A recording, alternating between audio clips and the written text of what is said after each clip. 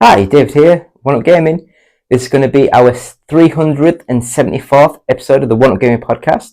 So please stick with us, bear with us, and hopefully this all works. I'm using a new microphone which I bought off Temu. Well, I didn't buy it, I was Temu influencer program thing. So hopefully we can do unboxing videos and they'll send us other tech. We request what we want and they send what we want, and we give them publicity, they send us free stuff. It's great.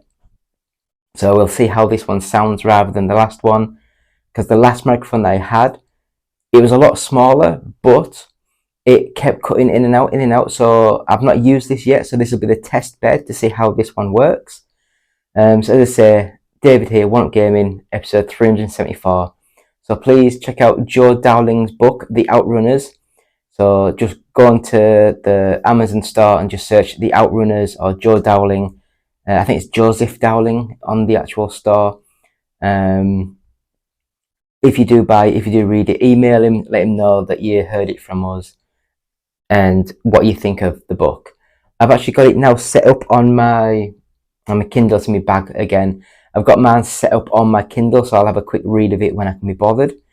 I'm not a big reader. I'd rather have an audiobook. So please, Joe, if you want, record all the words and then just send it to me. I'll just sit and listen to it. It might be easier. So as always, check out our website, which is oneupgaming.co.uk.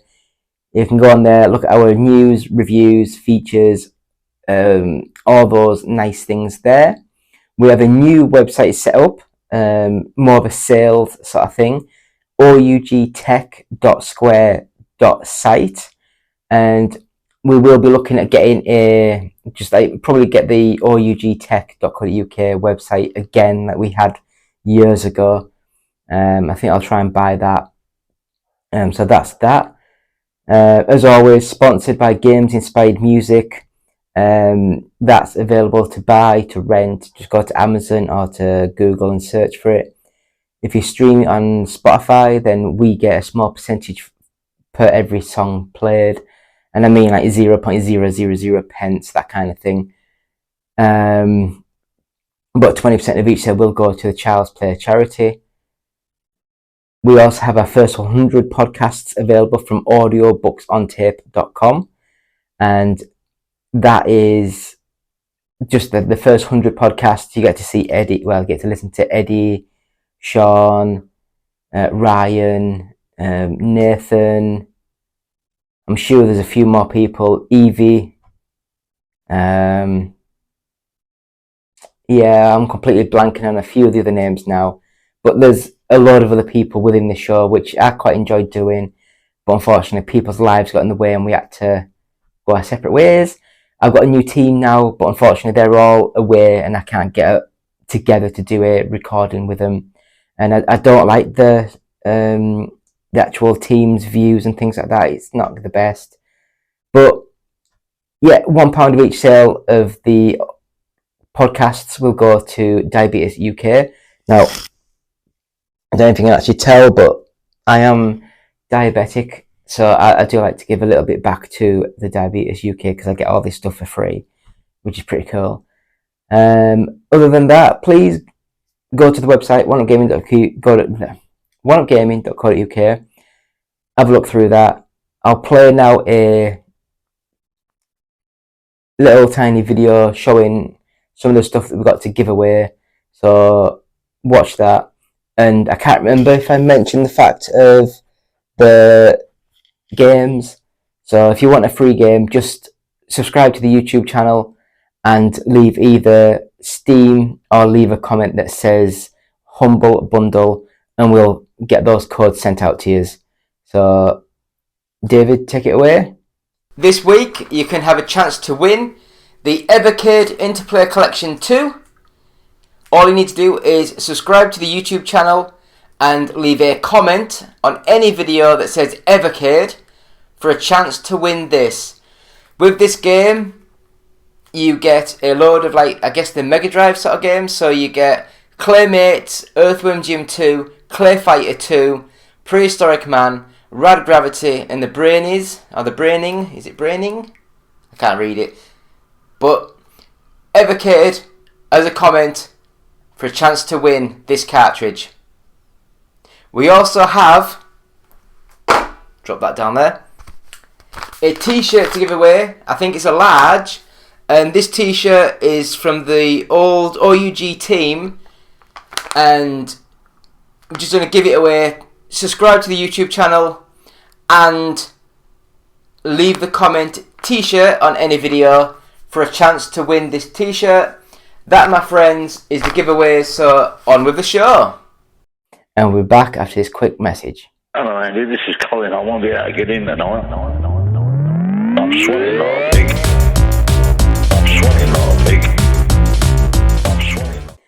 And we're still here, still David, still One Up Gaming, still episode 374 of the One Up Gaming podcast. So this is the part of the show where we're just going to go through the games that we've been playing this week. So the first two, I'll just quickly go over again because it's the same games I've been playing. EA Sports FC 24, still playing through the single player mode of the player career, where you create your own player, play that one position and try and get them better equipped, better stats, that kind of thing, which I think is quite a cool idea, and I do enjoy playing that. It's just one of those things where sometimes you just don't realise how long you're playing the game for, and it can drag a wee bit. But I'd recommend it. EA Sports FC 24, good little game. Next up, we had Forza Motorsport. And again, I am just playing through the single player mode. I haven't really played any multiplayer games for a long time. But again, it looks amazing. I love the particle effects and the clouds and the smoke through the environments, the lighting, all that kind of stuff looks amazing with it. The gameplay, I'd be hard pushed to tell you the difference between like 6, 7, 8. I still think 3 and 4 were the best Forza games. I did love 2, but it was rock hard. But yeah, so Forza Motorsport, great game. And so the next game we've been playing is the Lords of the Fallen. We got sent this to review, and I hadn't played the original game, I don't think, or I can't remember playing it anyway. And I think this is one of the first fully released games for the Unreal Engine 5, and I must admit I couldn't tell if it was like Unreal Engine 4, Unreal Engine 5. I do think, considering it's a brand new engine, they've got the game up and running and working quite well.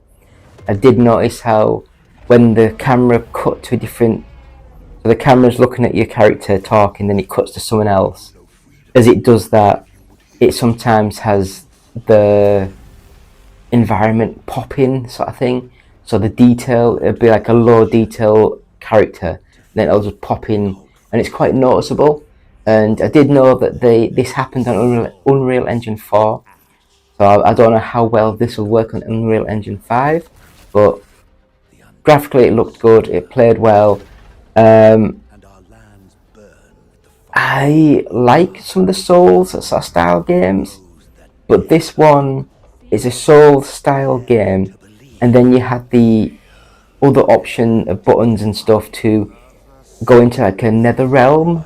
Like you press the button and your view changes and you go into like a different plane of existence sort of thing. And for me it was just too complicated, too much to get into. I prefer just walking around trying to hit things and dodge, and it works. It's classic. But I will say, Lords of the Fallen, good looking, plays well. I would recommend it if you are into that sort of game, and it's got a little twist, just a little bit different.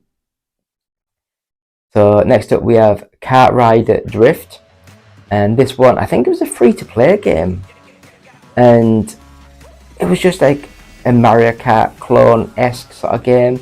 It looked nice, it played nice, the graphics are really good, and I would say it's one of the better kart racing games I played for a long time, and I did think it was a good game. So yeah, Kart Rider Drift, good little game.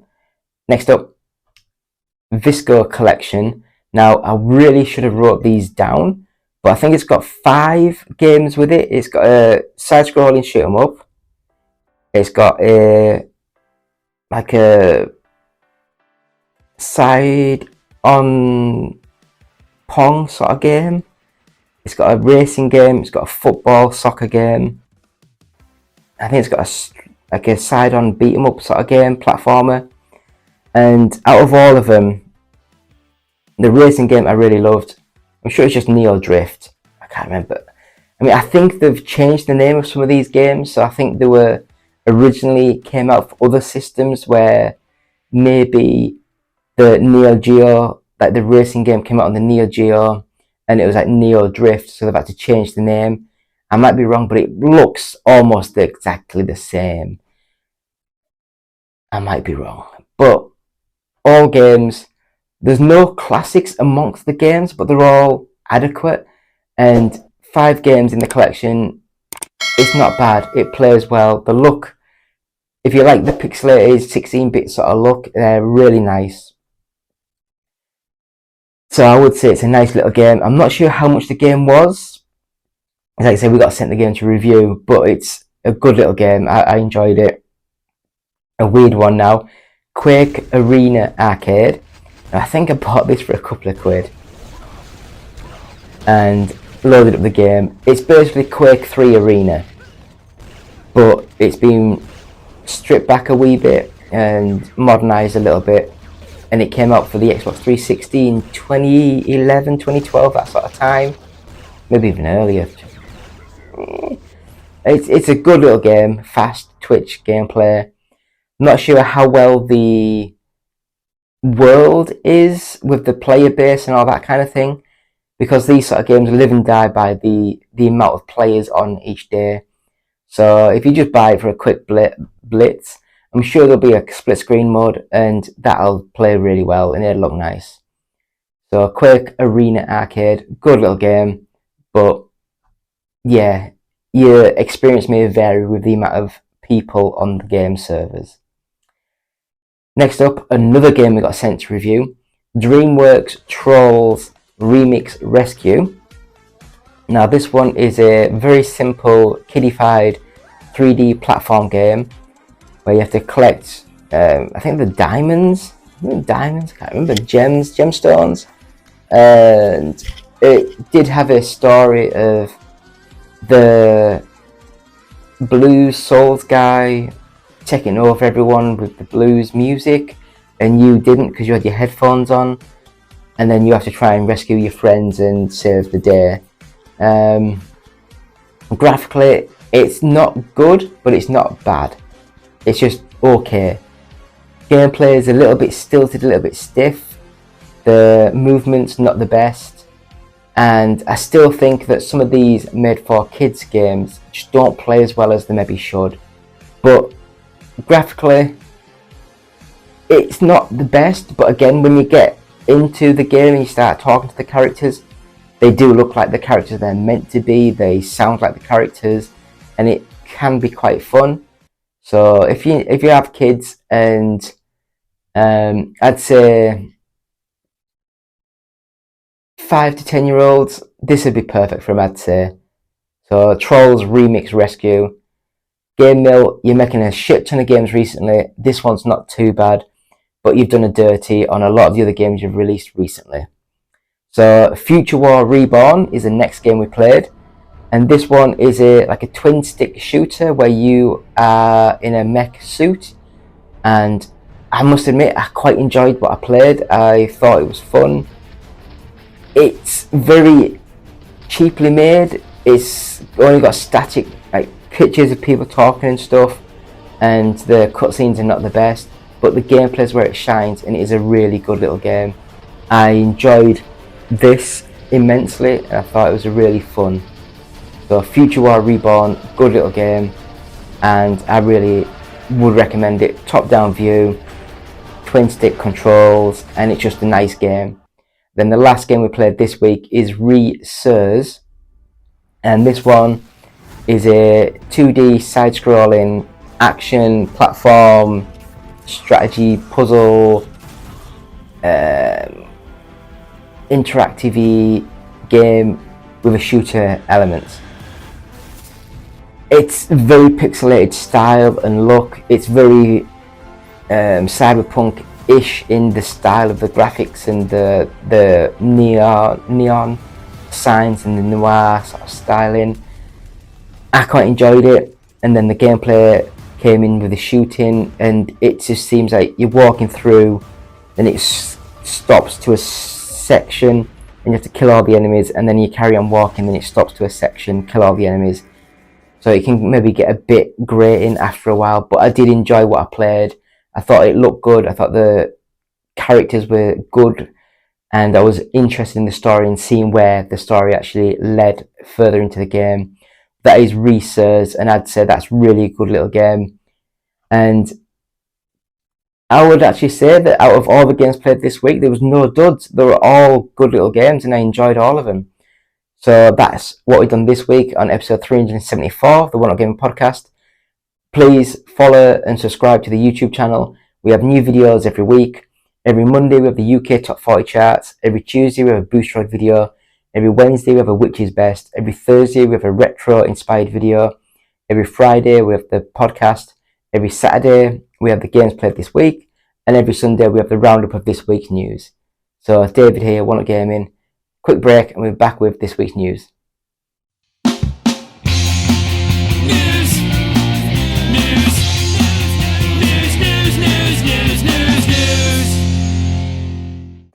Hi, David here, One Up Gaming. This is episode 374 of the One Up Gaming Podcast, and we're at the news. So we're going to go through this week's news. We'll rattle through as quickly as we can, try and get this segment done. So I guess the first thing we'll do is go straight in with this week's news. So Mortal Kombat 1, Halloween fatality costs $10, and the community is pushing back. So earlier this week, Mortal Kombat 1's community was incensed after publisher Warner Bros. Revealed that it was to sell a seasonal fatality for real-world money. Now, this fatality is available in the shop and with a confirmed price, and players are up in arms once again, with many vowing to boycott the fatality, and some abandoning the game entirely because of its cost. Today, the Halloween fatality was added to MK1's premium shop for the price of 1,200 dragon crystals, 1,250 of which can be bought in a bundle for $10. The move came after players noticed that patch notes vaguely mentioned a Halloween fatality added to the premium store, which was later confirmed by Warner Bros. You can watch the fatality below, which involves slapping a jack-o'-lantern over your opponent's head before creepy crawlies emerge. Players have expressed shock at the fatality's $10 price tag, especially because it's added to the game's $70 cost, or $110 for players who bought the premium edition. Many community members are now criticising the move as an indication that MK1 has shifted towards a freemium model despite not being free. Yeah, I think it's a bit too much. Yeah. But yeah, what do you guys think of the Mortal Kombat sort of stuff just being mentioned in that? Do you think $10 is too much for one fatality? I just think it's a weird place to be in. It's just, I don't understand it. I really don't. I liked Mortal Kombat. I've not played Mortal Kombat 1 yet, and to be honest, I don't think I can be that bothered. I love the story in Mortal Kombat 10 and Mortal Kombat 11, but I'm just not a big... I'd start at the fact that they're restarting everything and redoing everything. It's just kill off a load of the people and restart. That's what I would have done. Next up, Capcom revealed it's working on a next-gen RE engine codenamed REX. Capcom is working on a next-generation version of its Resident Evil engine. The powerful but flexible technology-powered games range from Monster Hunter Rise to Resident Evil 4 Remake. The new engine was revealed in a presentation intended for developers that was published on Capcom's R&D channel, which was first uncovered by Okami Games in a section titled RE Engine's Future. The presentation delved into some of the challenges facing the tech, including the need for a high degree of customization per game. Capcom's solution is to develop a new standard of engine that is calling REX. According to the presentation, the new technology will be introduced into the existing engine in phases. Dragon's Dogma 2 is the next game to feature Re engine technology, with a new Monster Hunter game also rumoured to be on the horizon in 2024. Development of Re engine was back in 2014 and eventually debuted in 2017's Resident Evil 7. The creation of Re engine was an unusual move given that more and more developers are relying on established solutions like Unreal Engine, but the decision seems to have paid off handsomely. Capcom's releases are consistently rated among the most technically impressive games on any platform. In the meantime, the original Re engine continues to hum right along. We recently got a chance to check out Dragon's Dogma 2, which doubles down on everything that made the original so fun. Now, the original so unique. It is expected to release in 2024 on Xbox, PC, and PS5. Yeah, it's a bit random. All of these people just signing up to like the Unreal Engine sort of engine, and I understand that because then everyone that works on everything can go along and get new games and new things done, and they all know how the actual engine works. So to create a brand new engine, it's much harder for developers to learn the process and get jobs there. But I guess once they do learn it and working on it, then Capcom probably know that it's harder for them to leave because they're dedicated on that thing. What do you guys think? Leave comments. Next up, Batman Arkham Knight reportedly adds then removes Robert Pattinson's The Batman suit. It's been a wild day for fans of the Batman Arkham games, with Robert Pattinson's suit from the Batman reportedly added then removed from Batman Arkham Knight on the Epic Games Store. It all started early on Thursday when users on X noticed that the suit had been quietly added to Arkham Knight, posting videos and screenshots. GameSpot also verified that the suit had been added to the game.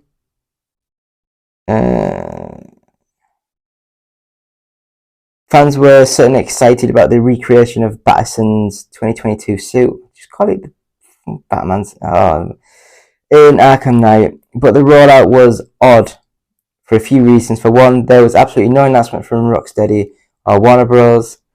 That this was coming. Secondly, Arkham Knight is 8 years old, making a quiet drop of a buzzy skin.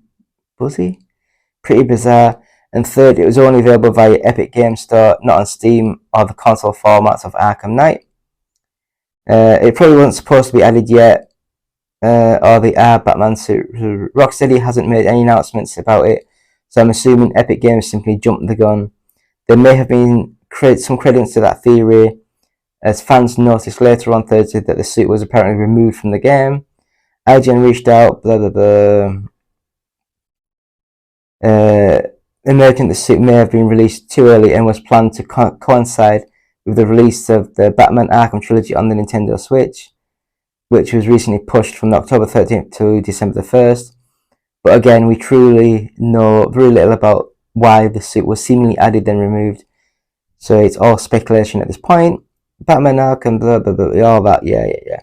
What do you guys think of this? Do you think it's just a weird timing issue, or do you think it's just the Epic had it all set up to go live, thinking that the game was going to get like a re-release sort of thing, and then because the Nintendo Switch version got pushed, all the other ones got that feature cut out again, but Epic just forgot and it just went live. What do you think? Leave comments. Next up, Microsoft reorganizes the Xbox leadership, promoting Sarah Bond and Matt Booty. Microsoft is reorganizing leadership in the gaming and marketing departments at Xbox following the completion of its continuous $69 billion acquisition of Activision-Blizzard. The Verge published an internal memo on Xbox from Xbox CEO Phil Spencer today, where he wrote to staff that Microsoft will promote Sarah Bond to president of Xbox, putting her in charge of all software and hardware platforms. That, it should be noted, may include the redesigned diskless Xbox Series X that could release next year, and a next-gen hybrid Xbox console in 2028, which both leaked in FTC documents. Matt Booty, meanwhile, has been promoted to president of gaming content and studios, which includes the responsibility of overseeing operations at ZeniMax and Bethesda. The studio will continue operating as a limited integration entity, but will report to Booty. To manage the platform of today, to build the platform of tomorrow, we are bringing together the teams that will make this possible. Sarah Bond will lead the team Xbox president, bringing together devices, players, created experiences, platform engineering, strategy, business planning, data, and analysis, and business development. Microsoft confirmed to IGN the promotions are accurate, but had no further comment. Yeah, it makes sense. You brought all these brand new people in, and to reshuffle, put other people in other places. But yeah, we'll get into more of the details soon, I'd ever guess, when they do announce more formalities of things. But yeah, I guess you don't spend 69 billion and just kick everyone out. Next up anyway, Skull and Bones has yet another new release window.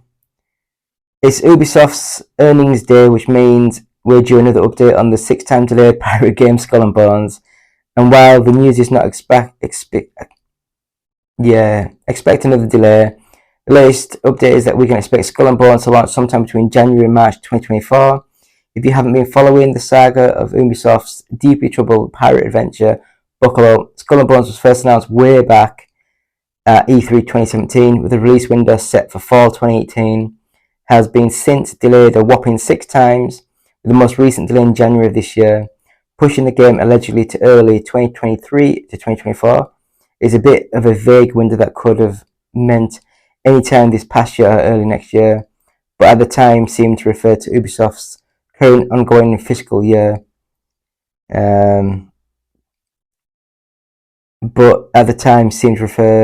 Which ends in March. So while hopes weren't high, Ubisoft seemed to be targeting a release window that is now once again passed them by. In today's earnings report for the first half of its fiscal year, however, it gave a new window of quarter 4, 23 to 24, which would be between the start of January and the end of March 2024. Given that we're now 6 delays and counting, there's not a whole lot of reason to be confident of this assertion, especially with Skull and Bones losing its third creative director just last month. We did actually get to play the game in August and had a pretty good time with it, but it remains to be seen what everyone... Yeah, I don't know. Do we need Skull and Bones? Can't they just fold it in to the normal sort of game of like an Assassin's Creed sort of thing? But I think now they've gone too far into it and they have to use the game. They have to do something. It'll be seen as a massive failure if it just doesn't come out at all or gets folded into more things. So leave comments. What do you guys think? Are you excited for Skull and Bones? So we'll go on to the next bit of news, and that is Insomniac confirms Wolverine game is set in the same universe as Spider-Man 2. Ever since Insomniac first announced that it was working on a Wolverine game for PlayStation, fans have wondered whether it would be set in the same universe as Spider-Man 2. There's been plenty of speculation that they're all together, not the least because the original teaser contained a 1048 nod. I don't know what that means. But otherwise, there's been no official word one way or another. Was it 1048 or was it meant to be? It's 1048. I don't know. In an interview with Kinda Funny, the Spider-Man 2 director Brian Intila confirmed that the two games do in fact exist in the same world. They're all 1048. I think I got that right. Spider-Man 2 was previously confirmed to be Universe 1048 in Across the Spider-Verse. This means that Wolverine has the potential to tie into Spider-Man's ongoing story through direct references, and other Easter eggs have thus far been revealed, few and far between. In our own interview with Intila, we asked whether there were plans to include more teasers for Wolverine, which has thus remained heavily under wraps. We wouldn't be true Marvel fans if we didn't have discussions like that, but I think for us it was, hey, work on these games really hard, they're really complicated, and let's get the Wolverine team cook. Let's let them cook, and if something happens in the future, great. But now But right now, let's just make sure that's not box. That's not box. Anybody? Oh, into a corner and make sure that, yeah. I don't care. I really don't care. I want to wait until we see gameplay. I want to see screens, because at the moment it could just be anything and no one knows. It's just a very, very random thing at the moment. But that's the problem when these games get announced years in advance before they're even ready to be announced, really. But what do you guys think? Leave comments for us. So next up, while the Disney Dreamlight Valley community is divided over its early access exit, Disney Dreamlight Valley developer Gameloft announced earlier today that its popular, cozy Disney Life Sim game will not be going free-to-play in December as planned, and unsurprisingly, its bustling play community has, well, a lot of thoughts about that. While on its face, the above sentence sounds like it might spark anger, the Disney Dreamlight Valley community questions are concerns are far more nuanced than one might expect from the outside. While some players are upset, others are celebrating the change, and some caveats with others just want more clarity on what to expect regarding future pay structures and update plans. Well, it's a complex, unexpected situation, so we poked around the community, blah, blah, blah.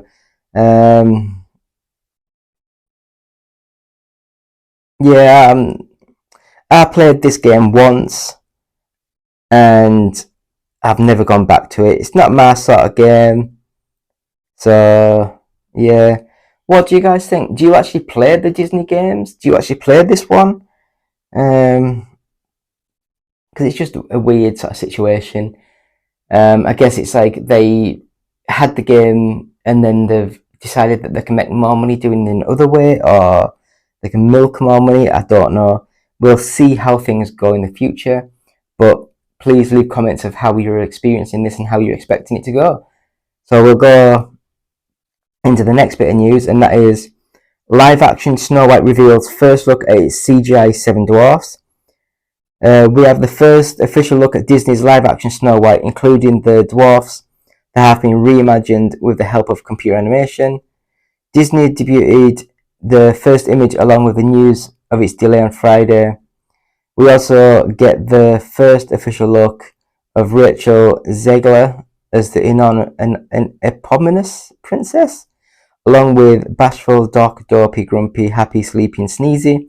If you ask me, there's a bit of uncanny valley issues with the dwarfs, with clear efforts made to recreate the cartoonish look from the 1937 original, but you can take a look for yourself below. Not pictured is Wonder Woman star Gal Gadot, who is also starring in the movie as the Evil Queen. The dwarfs, in particular, have been subject to a bit of controversy in the lead-up to Snow White. Peter Dinklage had some tough words for Disney regarding the subject matter.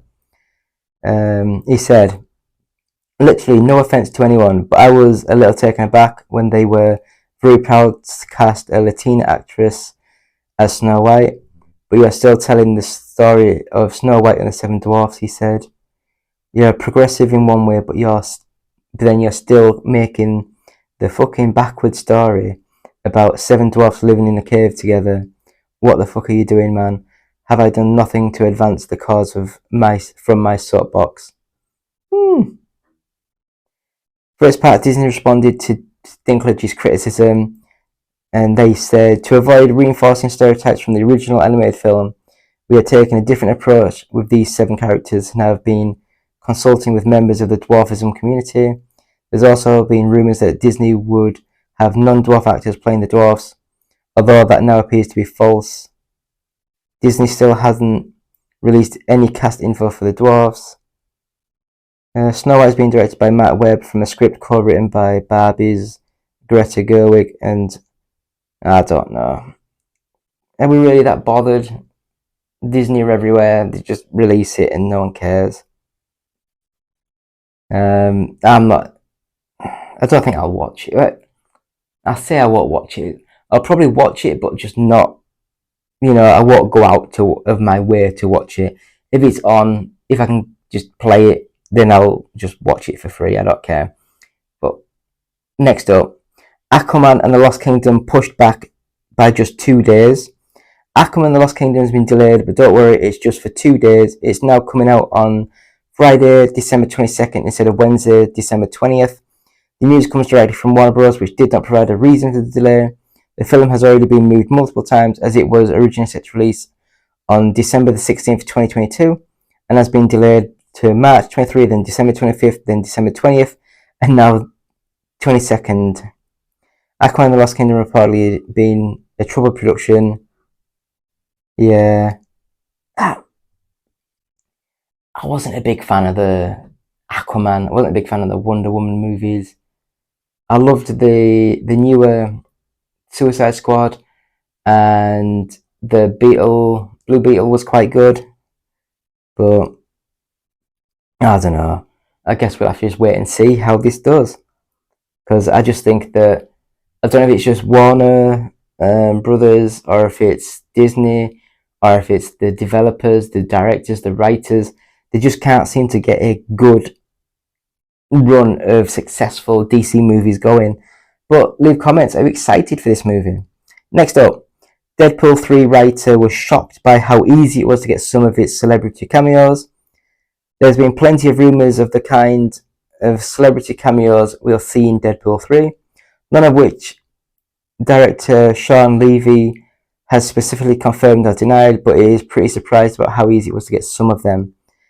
Levy gave a long interview with the Happy Sad Confused podcast that was published on Thursday, with host Josh Horowitz asking if there was any particular cameo that he shocked. Yeah, and what blew my mind is how easy some of these cameos have been, he said. People love Deadpool, people love Ryan. Thankfully, people also seem to like my work. They know that Ryan and I are in a groove of creative brotherhood that is unique, and it seems to be working. He added that he loves the professionalism of casting rumours around my movie because there's so many that it's impossible to know what's real and what's made up. Those mirror comments he's previously made about the casting rumours, which he's vaguely addressed by saying some are true and some are false. Yeah, I do love all this stuff. I mean, for me, I don't care. I'll read all this stuff and see what all these cameos are doing, and I'd love to see them in the costumes and stuff. And it doesn't really bother me. It's like when people say, "Oh, you can't say that to spoil it." I don't care. It's like I'm here to watch the movie. I'm not here to not know who's in the movie. I'm just here to watch the story. And even if I sort of sit through and read a synopsis of the story, I can still sit and watch the movie and be oblivious to what the hell's going on, because my brain just doesn't work. It's quite a refreshing thing, really. Anyway, next up, Edgar Wright turned down Channing Tatum's Gambit movie. It turns out Edgar Wright was offered X-Men movie Channing Tatum's Gambit.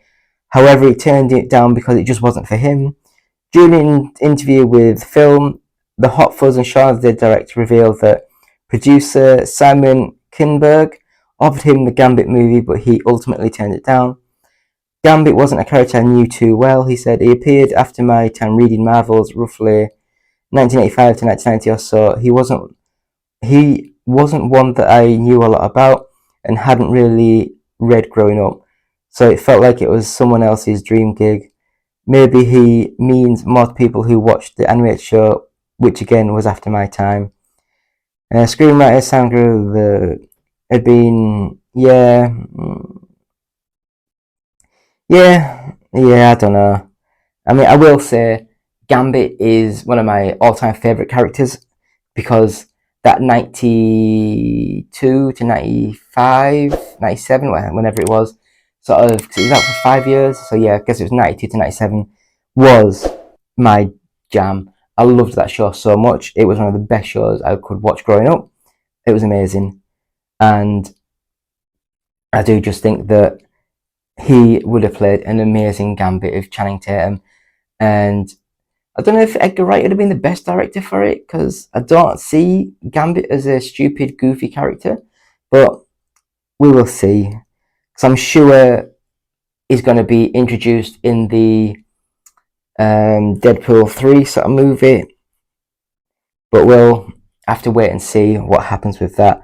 So the last bit of news this week is, unfortunately, Matthew Perry, the actor who played Chandler Bing on Friends, dies at 54. As reported by the Los Angeles Times, law enforcement sources claim Perry was found dead on Saturday, October 28th, in a hot tub at his home in Los Angeles. There is currently no cause of death, but the sources do state there were no drugs found at the scene and that no foul play was suspected.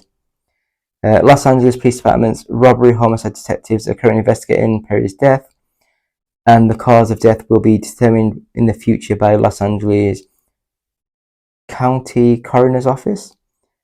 Yeah. Now, I do remember reading a lot of stuff about Matthew Perry because I loved. Oh my god, I completely blanked on his name now. It was in Tommy Boy, the Chris Farley. I loved a lot of the Chris Farley movies back in the early 90s, and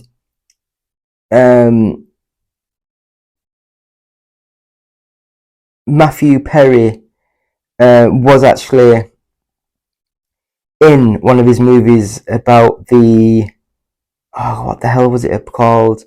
I can't remember, but it was about going across the America with a Native American person who he falls in love with, and I can't remember, but it was a bloody good movie. And then when Chris Farley unfortunately died of, I think it was like suicide, drugs, that kind of thing, Matthew Perry did actually come out and say that he finds it very difficult.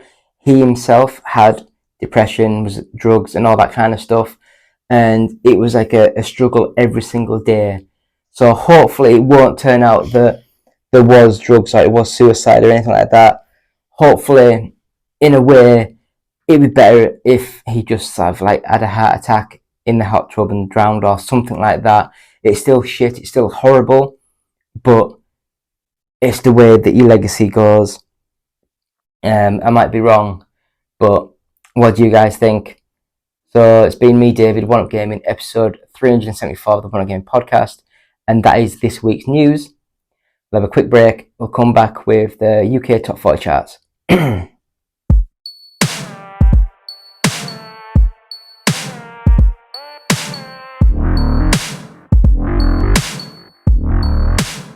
Told you, we'll be back. It is me, David, with One Up Gaming, and we're going to do this week's UK Top 40 charts, and I'll just rattle through it. So, number 40, Gotham Knights by Warner Brothers. Number 39 is Teenage Mutant Ninja Turtles Shredder's Revenge by Merge Games. 38 is Detective Pikachu Returns by Nintendo. Oh god, I'm trying not to burp and hiccup and everything. Oh, got hiccups now. But yeah, Detective Pikachu, I thought that would have been much higher than that. But anyway, 37, F1 23 by Electronic Arts. 36, Just Dance 24 by Ubisoft. 35, The Crew Motorfest by Ubisoft. 34, Crash Bandicoot Insane Trilogy by Activision-Blizzard. 33 is Dead Island 2 by Deep Silver. 32 is 13-1 Game Collection Volume 1, Just 4 Games. Number 31 is Sonic Origins Plus by Sega. Number 30 is Mortal Kombat 1 by Warner Brothers. 29 is Fortnite Transformers Pack by Epic Games. 28 is Red Dead Redemption 2 by Take-Two. 27 is Mario plus Rabbids Kingdom Battle by Ubisoft. 26 is The Grinch Christmas Adventures by Outright Games. Number 25, It Takes Two by Electronic Arts. Number 24 is The Witcher 3 Wild Hunt Complete Edition by Bandai Namco. 23 is Star Wars Jedi Survivor by Electronic Arts. 22 is Lego Harry Potter Collection by Warner Brothers. 21 is Call of Duty Modern Warfare 2 by Activision Blizzard. So into the top 20 now. Number 20, The Witcher 3 Wild Hunt Game of the Year Edition by Bandai Namco.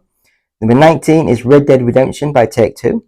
Number 18 is Barbie Dreamhouse Adventures by Nighthawk Interactive. That's a new one. Number 17 is The Legend of Zelda Tears of the Kingdom by Nintendo. Number 16 is Resident Evil 4 by Capcom. Number 15 is Sonic Superstars by Sega. Number 14 is Animal Crossing New Horizons by Nintendo. Number 13 is Street Fighter 6 by Capcom. 12 is Grand Theft Auto 5 by Take-Two. 11 is Mortal Kombat 11 Ultimate by Warner Brothers. And into the top 10, we have number 10, Minecraft, the one for Nintendo Switch, I guess, because it's published by Nintendo. Number 9 is Nintendo Switch Sports, published by Nintendo. Number 8 is Hogwarts Legacy, great game by Warner Brothers. Number 7 is EA Sports UFC 5 by Electronic Arts. Meh. Number 6 is Mario Kart 8 Deluxe by Nintendo. Number 5 is Assassin's Creed Mirage by Ubisoft. Number 4 is Metal Gear Solid Collection Master Collection Volume 1 by Konami. Number 3 is EA Sports FC 24 by Electronic Arts. Number 2 is Marvel Spider-Man 2 by Sony. And at number 1 is Super Mario Bros. Wonder by Nintendo. And that is thanks to Games Press and the GFK Entertainment Software Charts, all formats. So thank you to them. So that is it. Please go to our website, which is oneupgaming.co.uk. Check out the website. Got reviews, news, features, previews. Go to our Patreon site, which is patreon.com/OUG. You can buy all this stuff you see now, so the t-shirts, the hats, you can buy mugs, all those sort of stuff. Go to our, maybe easier at the moment to go to our Etsy store, so just go to Etsy and then search One Up Gaming, all one word, and find us there. You can buy the games inspired music or stream it, and 20% of each sale will go to the Child's Play charity. We also have the first 100 podcasts available at audiobooksontape.com, and £1 of each sale will go to the Diabetes UK charity. Please follow us, subscribe us, like us on Facebook, on YouTube. You can bell us, you can all that kind of stuff. You can watch us live at Twitch at twitch.tv/OUGUK, and you can tweet us at OUGofficial. And if you want to send us any messages, it is just contact@oneupgaming.co.uk. And if you are listening to this on as a podcast, then please subscribe to us, follow us, like us, bell us, stars, all that good stuff, and leave a review for us. So it's been me, David, from One Up Gaming, saying thank you so much. It means the world to us, and we'll be back next week.